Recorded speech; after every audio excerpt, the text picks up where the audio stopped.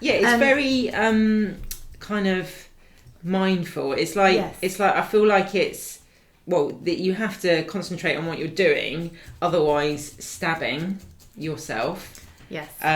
So it must be quite relaxing.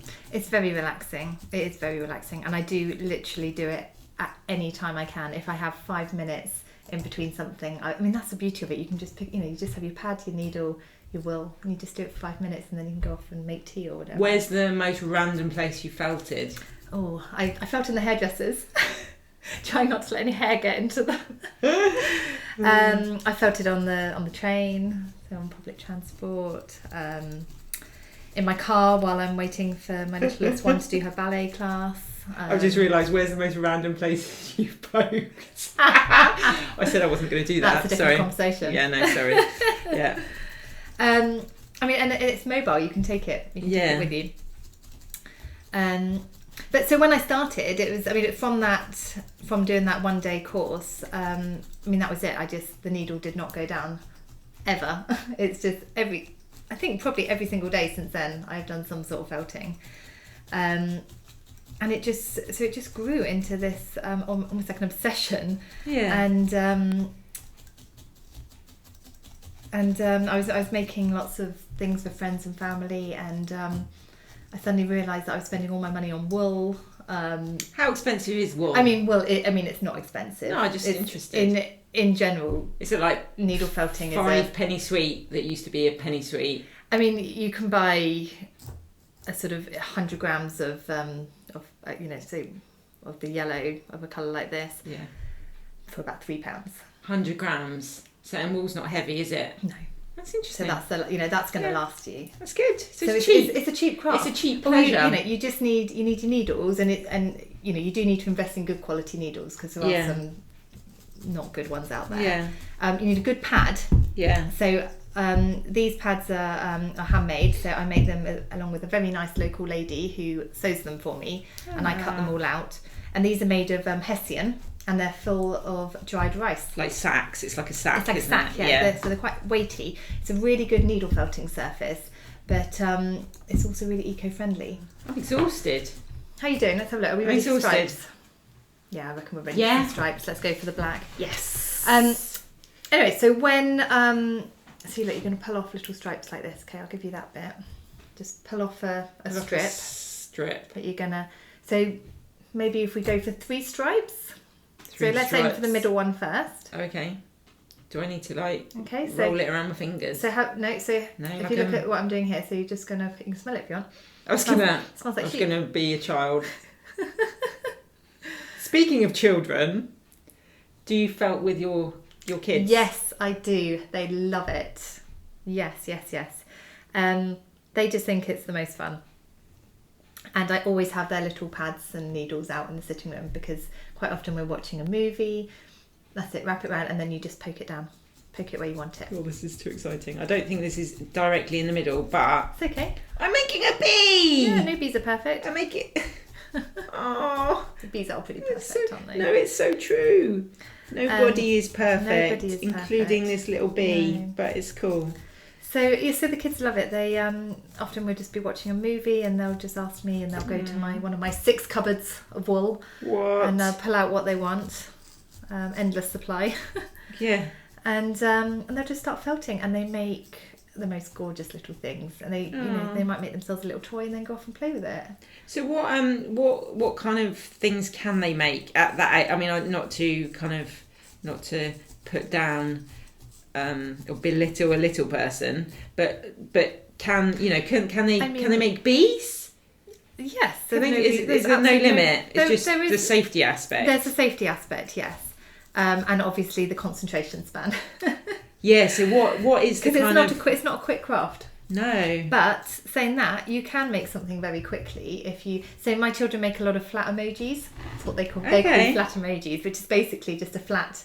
they just make a flat circle of felt and then put a little face on it. Oh, amazing! And they make loads of them. They are all over our house. Yeah. So that really they can make anything. I mean, I run workshops as well with my sister-in-law, We do all sorts of different crafts, lino print and needle felting is obviously one Yeah. of them. And You're a woman of many talents. seasonal crafts.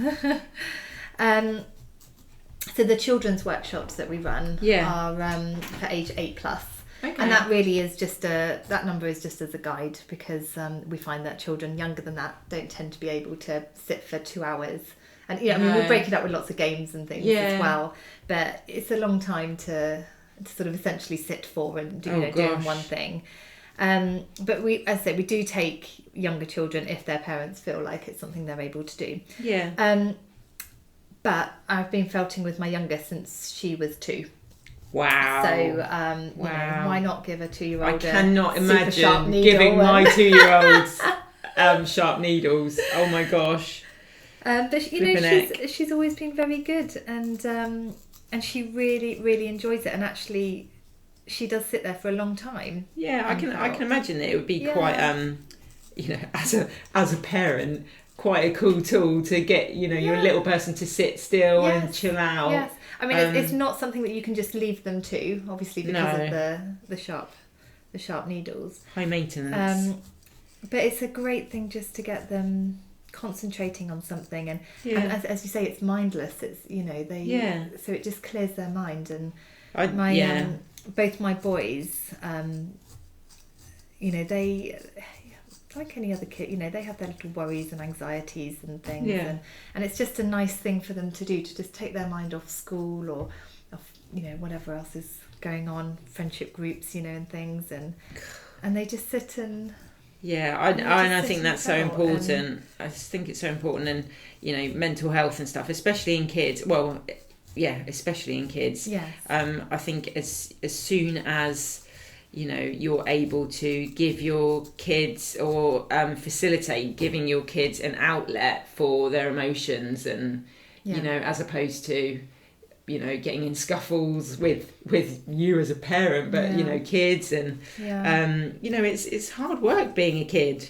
I remember it really pretty, you know, really well. And you feel like you don't want, you know, when you're a kid, you don't want to necessarily like talk to your parents about things, and it's, you know, it's you bottle it all up. I mean, I barely do now. And I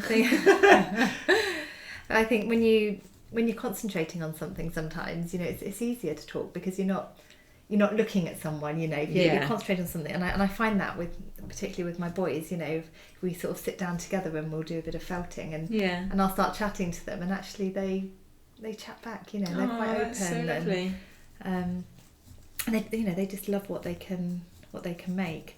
Although I do find with my middle one, my 6-year-old, he's got a very short attention span, right, and isn't really one for sitting still. So when I felt with him, I mean, it is minutes at a time. Yeah. I might be sat there felting someone else's order, and my middle one will come up and say, "Oh, you know, can you help me with this?" And, you know, just do this on, you know, on what I'm doing. And so I sort of take it onto my pad, and then suddenly I find that he's out the room, and I'm there felting a purple dinosaur for him, and he, you know, he's gone, and but, that's awesome. But no, it is lovely, and we make a lot of decorations together around Halloween and Christmas, and it's a fun thing to do. I've never got my husband to do it though. He haven't you? No, I mean I've got him to do it for, you know, a minute, like, oh, have a go at this, you know, poke this wool. But you've not converted him. Oh no, he's not.